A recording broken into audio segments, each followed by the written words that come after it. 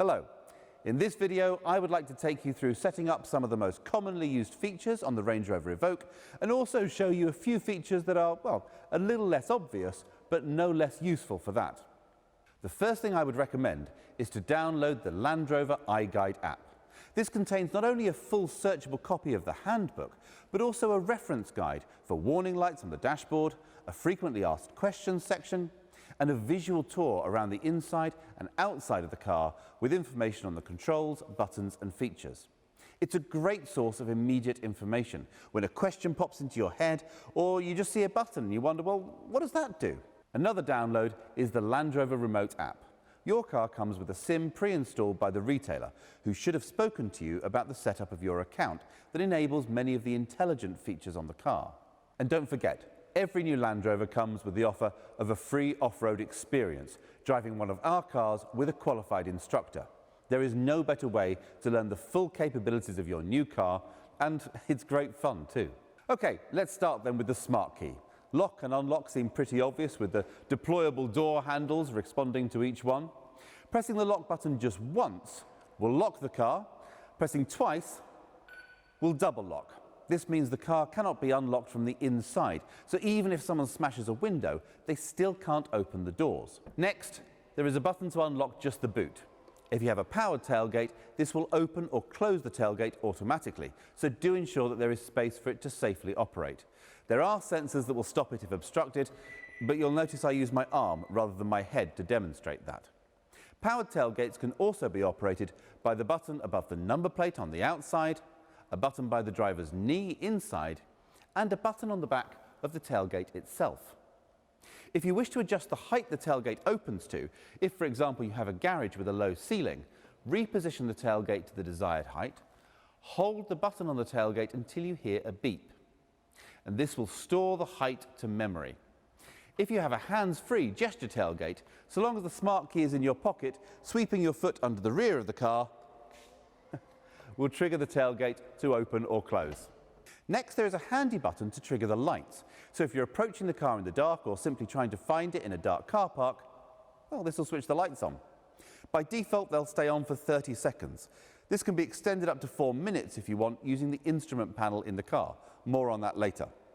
Unlocking the car will also trigger the headlights, and they'll remain on for a short period after locking to provide light to see you to your door. The final button is a panic alarm. Press for 3 seconds or press 3 times in 3 seconds, and the horn will sound and the hazard lights will flash.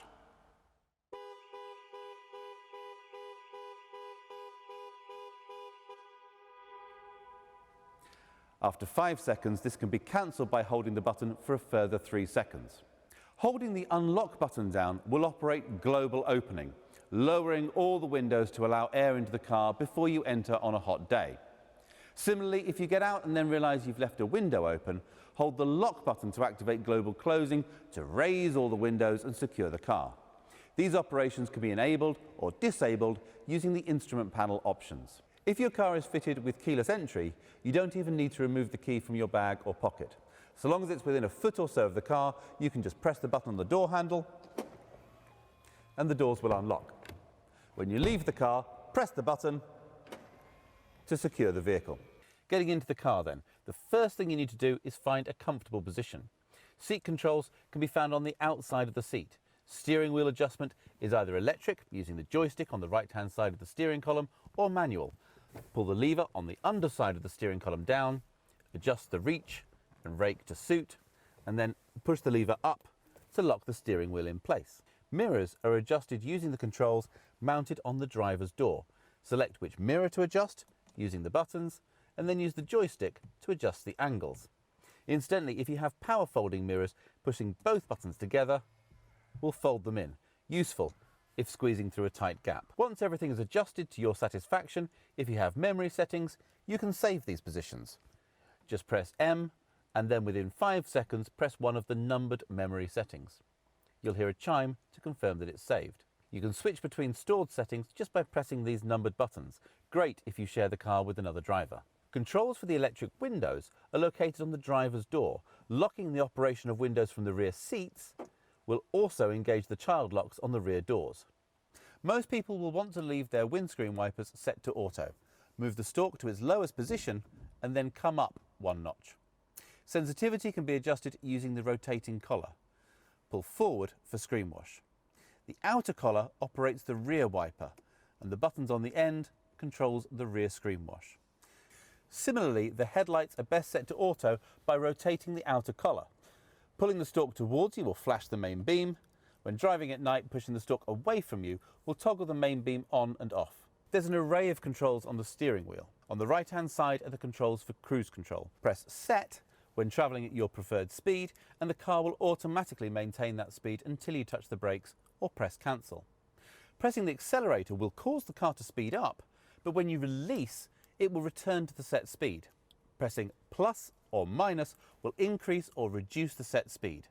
If cruise control has been cancelled, pressing Resume will return the car to the last set speed. The Limb button switches the function between cruise control and speed limiter. Lane Keep Assist can be toggled on and off with the button marked with converging white lines. The final control activates the heated steering wheel. On the left side, the circular dial controls volume and buttons to skip tracks or change radio stations.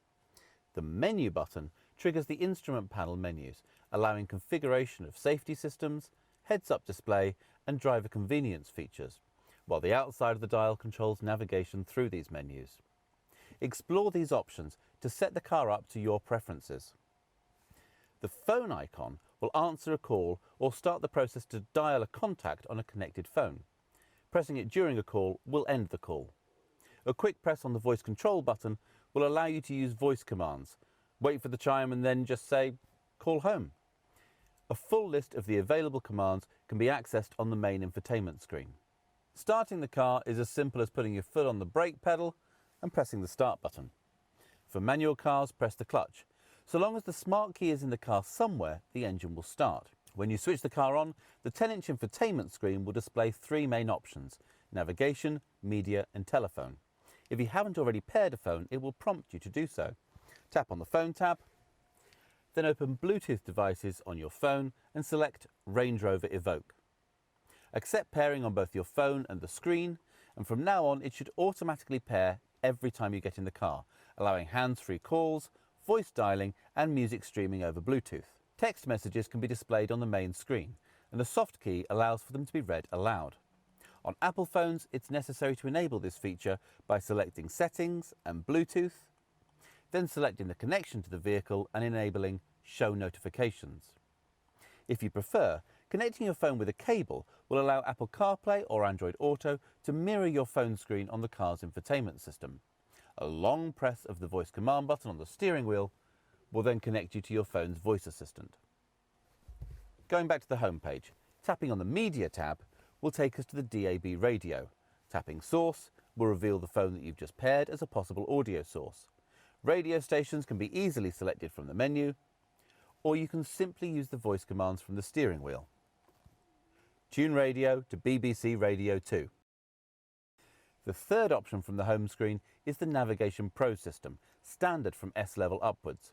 To input a new destination, tap on the magnifying glass and then type any postcode, address or point of interest into the search box at the top of the screen. You can also search for businesses and transport links, hotels and restaurants. Where possible, the system will show TripAdvisor reviews. Destinations can be easily set by voice. Navigation, take me to 33 Baker Street, London. As well as appearing on the main 10-inch screen, navigation instructions will also be shown on the cluster display in front of the driver. The display can be reconfigured for a 1 or 2 dial display by pressing Menu and selecting Display Options. You can even bring the map across the whole screen, retaining a digital readout of your speed. Range Rover is supplied with a 4G data connection to allow over-the-air updates of the infotainment systems and maps, and provide live traffic, flight information and internet search. When the system has an update available, it will alert the driver on the main menu screen and ask for permission to update when you switch off the engine. Only agree at a convenient time, as the car must then remain switched off and locked for up to 30 minutes whilst the update is applied.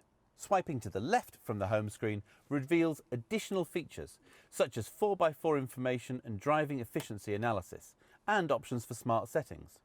The car can be set to recognise different drivers, either by different smart keys or the signal from their mobile phone, so the system can develop separate profiles for each driver's preferences. If memory seats are fitted, this starts with automatically putting the seat in the correct position for each driver. It will also remember that you like a one-dial display, but your partner prefers two dials with the map shown between them. Obviously, this involves storing a level of personal data, so when setting the system up, you can choose what data is stored on each profile. If you don't want it to store location data or information on your phone calling habits, just deselect these options. PHEV models have a MyEV feature, which allows charge to be conserved by enabling save mode. This allows electric charge to be reserved for driving in urban areas later in the journey. To disable, simply press Save Again. A button on the centre console engages EV mode, although the engine will restart if the charge is too low or greater acceleration or speed is required. The lower touchscreen controls heated seat options, off-road controls, heated windscreen and ventilation. A quick swipe down will transfer phone and media controls to the lower screen for occasions when you're using the navigation map on the main screen. Heated and cooled seats can be controlled by the large rotary dials also used for climate control, by simply pressing the dial in to change function. Top spec cars also have massage seats controlled through the menu on the lower touchscreen. The panel below the touchscreen is dominated by two large dials which set the temperature for climate control. Pressing the dial in will toggle the function to control the heated seats. The terrain response modifier button will enable the right-hand dial to select different off-road modes. The ventilation modifier will allow the left dial to control fan speed.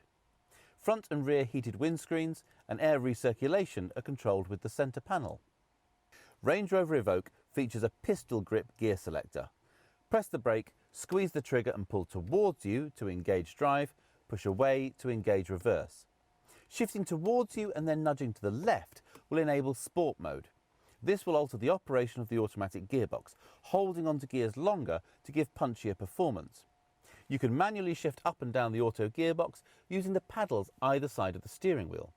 To return the car to automatic operation, hold the right paddle towards you for 3 seconds. When you come to a stop, press the button on top to put it back in park. The electronic park brake will disengage automatically when you drive away and re-engage when you switch the engine off. A manual override control is located down by the driver's knee.